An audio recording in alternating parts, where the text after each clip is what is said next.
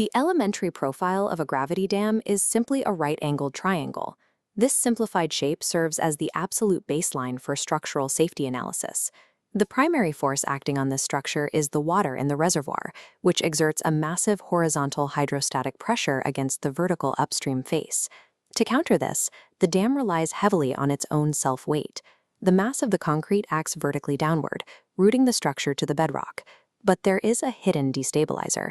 Water seeps into the microscopic cracks between the dam and the foundation bedrock, creating uplift pressure. This force pushes vertically upward, effectively canceling out a portion of the dam's stabilizing weight. The core engineering objective is to calculate the minimum base width, denoted as B, that is required to maintain total equilibrium against these competing forces. The ideal profile strikes a precise balance. It uses the least possible amount of structural material while simultaneously satisfying multiple independent safety thresholds. Question 32 from the GATE 2022 exam asks to design a dam supporting 60 meters of water.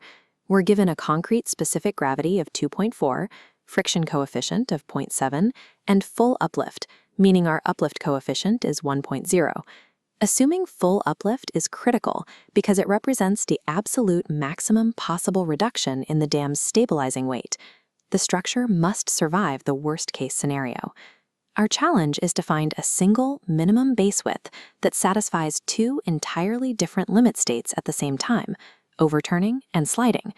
First, we evaluate the no-tension condition. To prevent the dam from cracking and ultimately tipping over, the resultant force of all the hydrostatic pushing and gravitational pulling must fall strictly within the middle third of the base.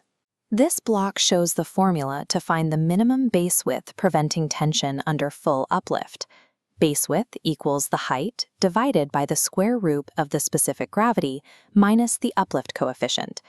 When we plug in the 60-meter height and the effective specific gravity, which is 2.4 minus 1.0, the math returns a required base width of exactly 50.7 meters.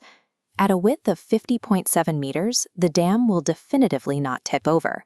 But this initial calculation completely ignores the disastrous possibility of the entire intact structure sliding horizontally across the bedrock. That brings us to the second limit state, sliding. Even if the dam remains perfectly upright, the sheer force of a 60-meter wall of water can act like a bulldozer, pushing the structure straight out of its foundation. Resistance against sliding relies entirely on the friction coefficient, mu, acting between the massive weight of the concrete and the rock below. Look at the second calculation line. The alternative formula to find the base width required to resist sliding is height divided by mu, times the specific gravity minus the uplift coefficient. Notice what is missing, the square root. Without the square root compressing the denominator, this formula is highly sensitive to available friction. Let's run the numbers using our friction coefficient of 0.7 and our specific gravity of 2.4. The math demands a significantly wider base, 61.22 meters, just to generate enough friction to hold the dam in place horizontally. This presents a professional dilemma. If you build the dam at 51 meters wide, it passes the overturning check with flying colors, but it fails the sliding check and washes away. We have two mathematically correct but distinct results, 50.7 meters to survive tension and 61.22 meters to survive sliding. Structural design relies on the governing condition principle. To guarantee safety, the final design must simply adopt the most demanding geometric threshold. Taking the maximum of the two calculated values gives us our final answer for the GATE exam, 61.2 meters. Physically, the base of the dam must expand past the tension width all the way to the sliding width. This extra mass provides the downward force necessary to lock the structure into frictional equilibrium. For this specific set of parameters, sliding is clearly the more dangerous failure mode, and therefore it dictates the final geometry. The most common error candidates make on engineering exams is calculating the first failure mode, finding an answer that matches an option in the multiple choice list, and moving on. But designing an elementary profile isn't about solving a single equation. It is a comparative analysis of every way a structure can fail.